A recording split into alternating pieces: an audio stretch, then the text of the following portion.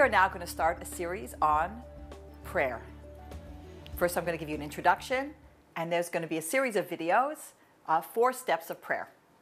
Now, already you are ready to click off, probably, and to do something else. Prayer, because when we hear the word prayer, for sure for Jews, it brings up a lot of bad memories, bad connotations. This is not exactly something that we run to do. And I have to tell you, it's really across the board.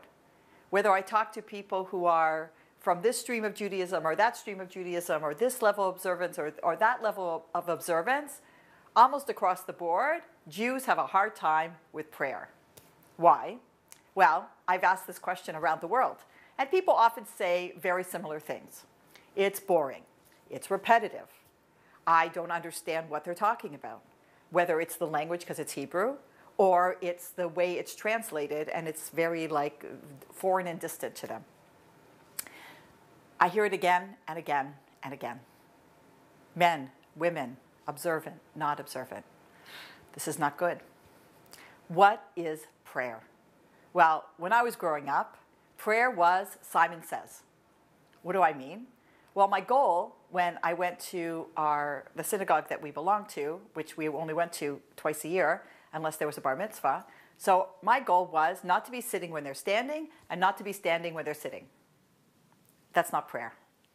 That's Simon Says. Prayer is talking to God. That's what it is. If you come in to your synagogue and you say hello to a lot of people, but you didn't say hello to God, it's a mistake. But if you did say hello to God, but then you said goodbye when you left, that's also a mistake. Why? Because God is everywhere. Prayer does not have to be in a particular place. For sure, it's inspiring when groups get together to pray and you're part of a community and there's a power to communal prayer, but we're supposed to be talking to God every day, whether you're in a synagogue or you're not in a synagogue. The language bothers you? It says prayer is supposed to be an expression of the heart. If it didn't come from your heart, you didn't pray. And God understands every language. God does not speak Chinese to Eskimos. You can speak to him in your native language, in the language you feel closest to. Is Hebrew a deep and mystical language and a connection to God? For sure. But don't let that hold you back. Anytime, anywhere, any language. There are 4 steps of prayer, and if you do this at least once a day, you have fulfilled the commandment of prayer. Well, we're not going to talk about that now. That's going to be in future videos.